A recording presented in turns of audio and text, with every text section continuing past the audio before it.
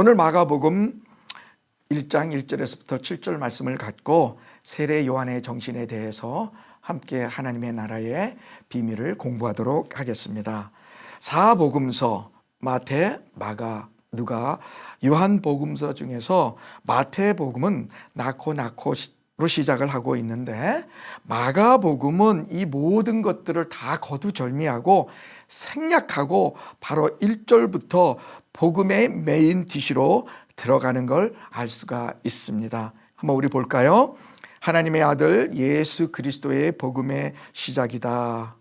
그렇게 다 생략하고 바로 예수 그리스도의 복음을 선포하는데 제가 관심을 갖고 본 것은 뭐냐 하면은 에피타이저가 없이 메인 디시인 복음을 선포하고 바로 이어서 주인공인 예수 그리스도가 등장하는 것이 아니라 세례 요한이 등장했다라는 사실입니다.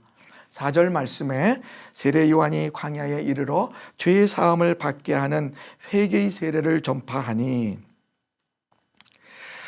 세례 요한을 어떤 일에 쓰시려고 주인공 예수님보다 그가 먼저 등장하게 되었는가? 바로 2절 3절 예언의 말씀입니다.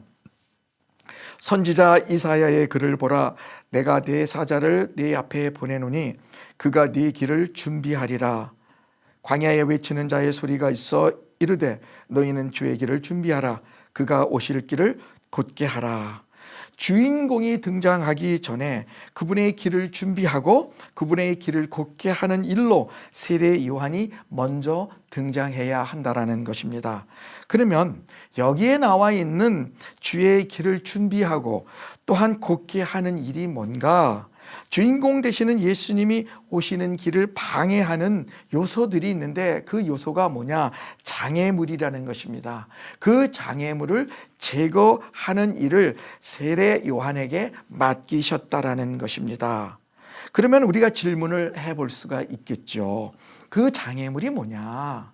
그 영적인 장애물이 뭐냐라는 것입니다.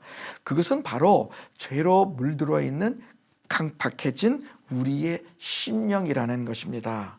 그러니까 주의 길을 준비하고 곧게 한다라는 말씀의 의미는 죄로 물들어진 강팍해진 우리의 심령을 깨닫고 회개하여 예수 그리스도를 맞이할 준비를 하는 역할, 이게 이 세례 요한이 맡은 역할이라는 겁니다. 그래서 4절에 보니까 세례 요한이 광야에 이르러 죄 사함을 받게 하는 회개의 세례를 전파하니, 세례 요한이 회개의 세례를 전파하니 이유가 여기에 있다라는 것입니다. 이렇게 그 마가복음의 시작이 세례 요한이 맡은 역할이 중요하다라는 것입니다. 그래서 저는 오늘 이러한 관점에서 세례 요한의 정신에 대해서 공부하도록 하겠습니다. 은혜를 받도록 하겠습니다. 첫째는 뭐냐? 세례 요한은 자신의 임무, 자신의 역할을 정확히 알고 있었다라는 것입니다. 한마디로 말해서 job description을 정확히 알고 있었다라는 것입니다. 우리는 회사에 취직을 하면 상사들이 제일 먼저 무엇을 줍니까? 상사들은 새로 입사한 신입사원들에게 무엇을 주느냐 하면은 그가 해야 할 job description을 알려줍니다. 그렇듯이 요한복음 1장 23절 말씀에 나는 선지자 이사야의 말과 같이 주의 길을 곧게 하라고 광야에서 외치는 자의 소리로다라고 세례 요한은 지금 자기 자신의 임무를 이야기하고 있는 것입니다. 그렇게 자기 자신의 임무를 이야기하고 보니까 사람들은 세례 요한에 대한 그 존재의 가치를 점점 높여주는 것을 우리는 알 수가 있습니다. 요한복음 1장 19절과 20절 말씀을 보겠습니다. 유대인들이 예루살렘에서 제사장들과 레위인들을 요한에게 보내어 네가 누구냐 물을 때에 요한의 증언이 이러하니라. 요한이 드러내어 말하고 숨기지 아니하니 드러내야 하는 말이 나는 그리스도가 아니라. 사람들이 세례 요한의 존재를 점점 높여 이 사람이 우리가 기대하는 메시아가 아닌가 하는 그러한 생각을 하고 나올 때에 세례 요한은 단호하게 나는 아니다. 난 그리스도가 아니다. 그랬더니 21절 말씀에 또 묻되 그러면 당신은 누구냐? 내가 엘리야냐? 이르되 나는 아니라. 또 묻되 내가 그 선지자냐? 대답하되 아니다. 그랬더니 22절 말씀에 또 말하되 그럼 누구냐? 우리를 보낸 이들에게 말할 수 있도록 너는 너에 대하여 무엇이라 하느냐? 그랬더니 이때 대답이 나옵니다. 세례 요한의 답이 나옵니다. 세례 요한이 이르되 나는 선지자 이사야의 말과 같이 주의 길을 곧게 하라고 광야에서 외치는 자의 소리로다 하니라. 지금 여기서 세례 요한이 무엇을 얘기하고 있나요? 세례 요한은 자기에게 맡겨진 임무만, 역할만 하면 된다라는 것을 이야기하고 있는 것입니다. 나는 아무도 존재도 아니다. 나는 지금 아무 존재감이 없는 사람이다. 이거를 설명하고 있는 것입니다. 그러면 우리 한번 질문해 볼까요? 여러분, 제가 여러분들에게 이야기를 하고 있습니다. 제 입에서 무엇이 나오고 있나요? 소리가 나오고 있습니다. 소리는 볼 수가 없습니다. 소리는 실체가 없습니다. 제가 지금 여러분들에게 이야기를 하고 있지만 소리는 들을 수는 있지만 그 실체는 없는 것입니다. 여러분들은 제가 주인공인 제 모습만 지금 볼 수가 있지 이 소리는 볼 수가 없는 것입니다. 그래서 주인공은 전하고 싶은 메시지만 전해지면 그냥 사라지는 게 소리인 것입니다. 제가 세례 요한을 묵상하다가 중요한 것을 발견했는데 바로 이것인 것입니다. 소리는 의사 전달만 되면 되는 것입니다. 그리고 전하고 싶은 메시지만 전해지면 그냥 사라지는 게 소리인 것입니다. 그래서 제가 중요한 것을 발견한 건 뭐냐면은 세례 요한은 이 광야의 이 소리만 전해지고 나면 바로 없어지는, 사라지는 그러한 존재라는 것입니다. 그래서 세례 요한의 특징은 자기 존재에 대해서 너무나 큰 의미를 부여하지 않고 있다라는 것입니다. 자기는 아무런 존재가 아니다. 자기는 노예만도 못한 존재라는 것을 지금 이야기하고 있는 것입니다. 그래서 오늘 본문 말씀 7절에 보니까 그 정신이 그대로 나옵니다. 그가 전파하여 이르되 나보다 능력 많으신 이가 내 뒤에 오시나니 나는 굽혀 그의 신발끈을 풀기도 또한 감당하지도 못하겠노라고 고백하고 있습니다. 이 말씀의 의미가 뭐냐 하면 예수님 당시에 유대 사회는 자기 주인이 오면은 신발끈을 풀어주고 또한 주인이 외출할 때에는 신발끈을 묶어주는 그러한 일들을 하는 노예들이 있었다라는 겁니다. 그래서 누구의 신발끈을 풀어주고 묶어주고 하는 이 말의 뉘앙스는 뭐냐? 그것은 바로 자기는 노예라는 겁니다.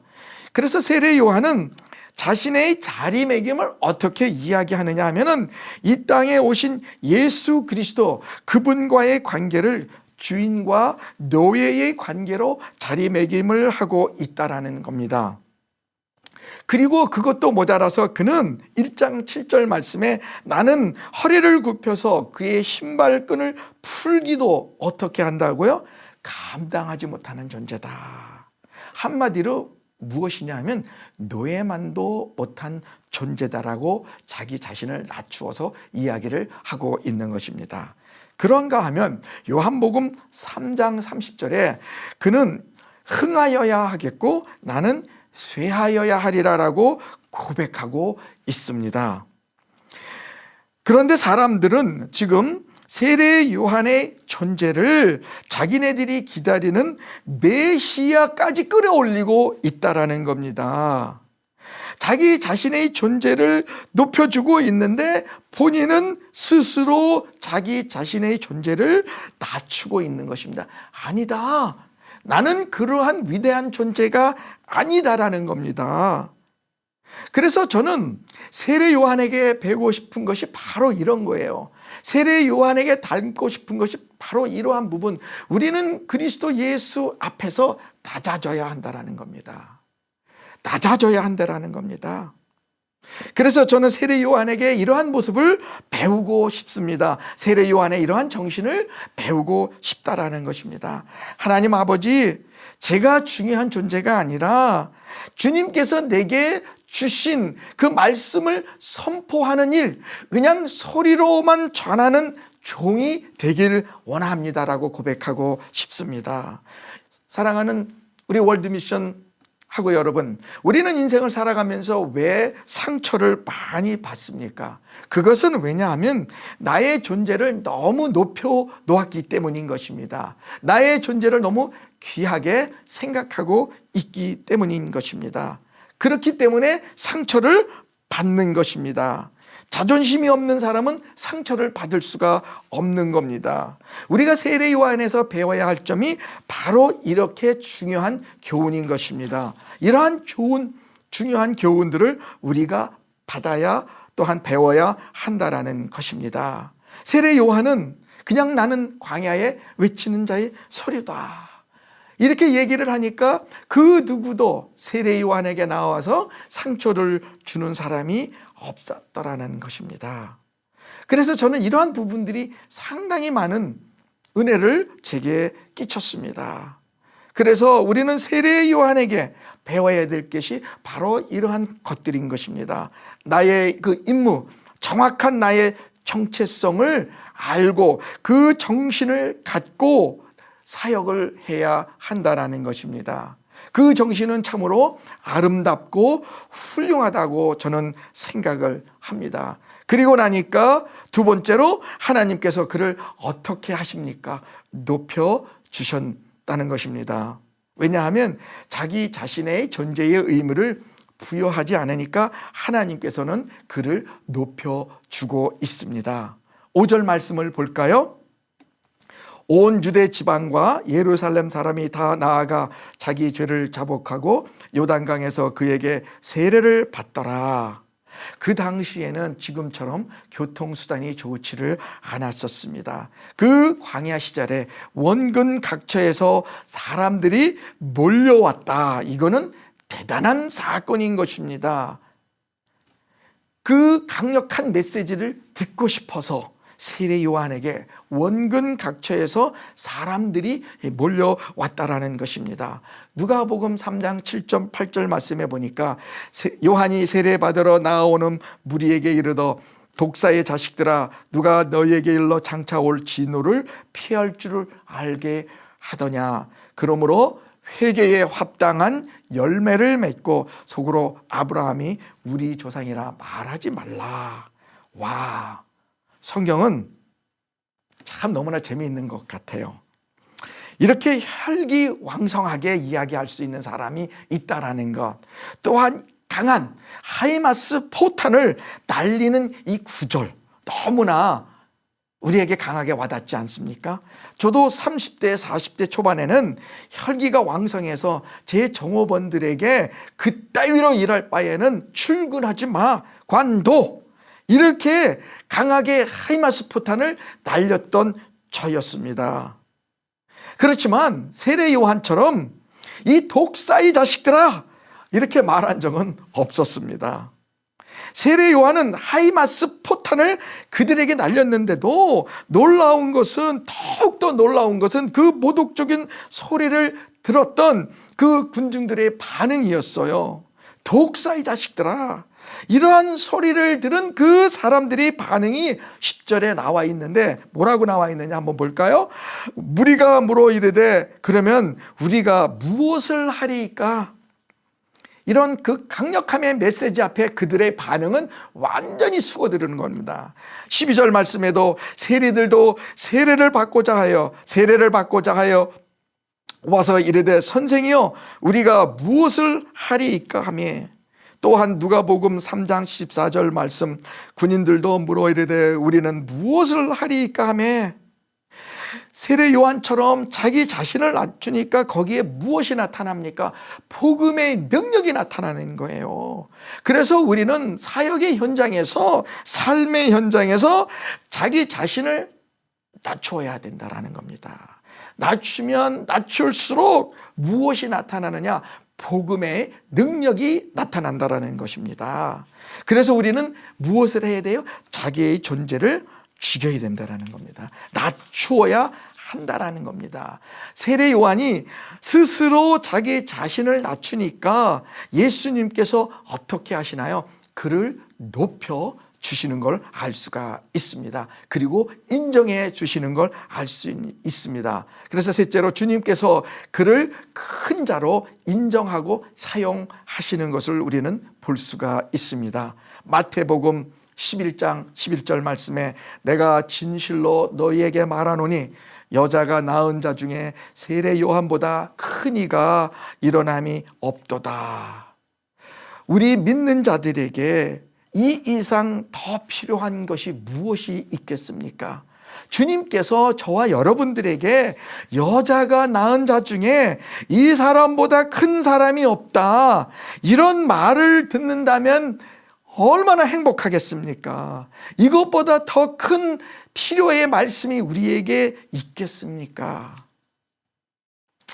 사랑하는 월드미션하고 여러분, 주님으로부터 이런 귀한 존재의 그 말씀을 받고 싶으면요, 우리는 우리의 존재를 중요하게 여기면 안 된다라는 것입니다.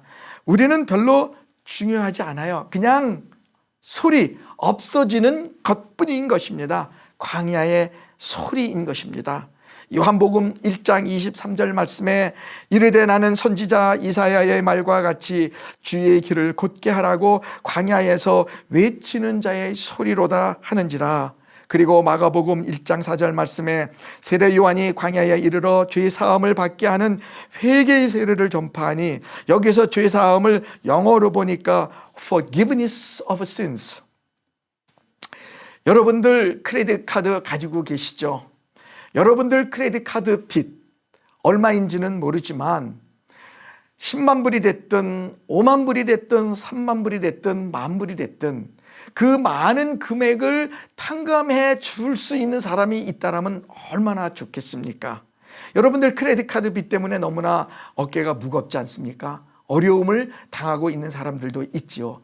하지만 은행으로부터, 크레딧 카드 소유의 은행으로부터 여러분들에게 이러한 이메일이 들어온 거나 아니면 편지가 왔을 때에 얼마나 좋겠습니까? 당신의 지금 밸런스 모든 것들을 탕감해 주겠습니다. 여러분 어떻겠습니까? 그러한 이야기를 들을 때에 날아가겠죠. 기분이 너무 좋겠죠.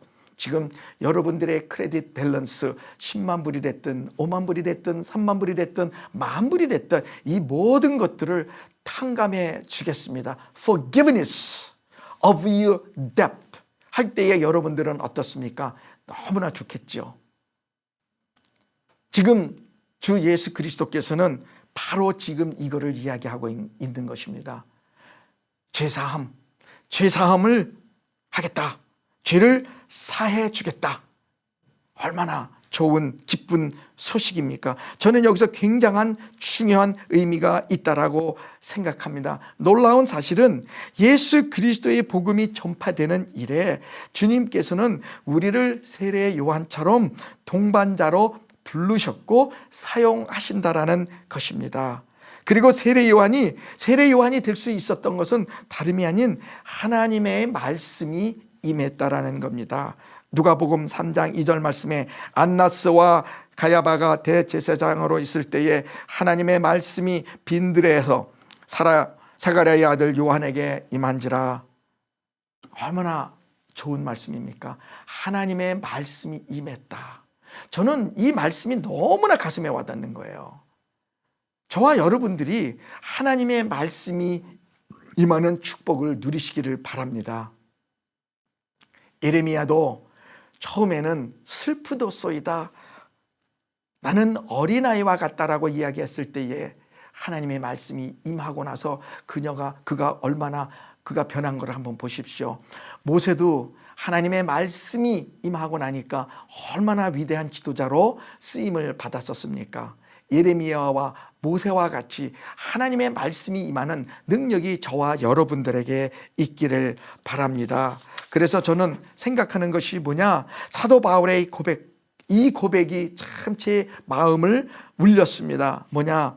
로마서 14장 8절 말씀에 우리가 살아도 주를 위하여 살고 죽어도 주를 위하여 죽나니 그러므로 사나 죽으나 우리가 누구의 것이로다? 주의 것이로다. 그러므로 사나 죽으나 우리가 누구의 것이로다? 주의 것이로다. 하나님의 말씀이 임해서 정말 여러분들의 삶이, 저와 여러분들의 삶이 견인되어지는 그러한 축복의 사건들이 일어나기를 바랍니다. 말씀으로 인해서 우리의 삶이 변화가 되고 그 말씀으로 인해서 우리가 사역을 할 때에 하나님께서는 저와 여러분들을 높여주시고 또한 저와 여러분들이 해야 할 일들을 정확하게 알게 하신다라는 것입니다. 세례 요한은 자기가 해야 할 일을 정확하게 알고 있었습니다. 그리고 그 정신이 있다 보니까 하나님께서 그를 높여주시고 또한 사용하신다라는 것입니다.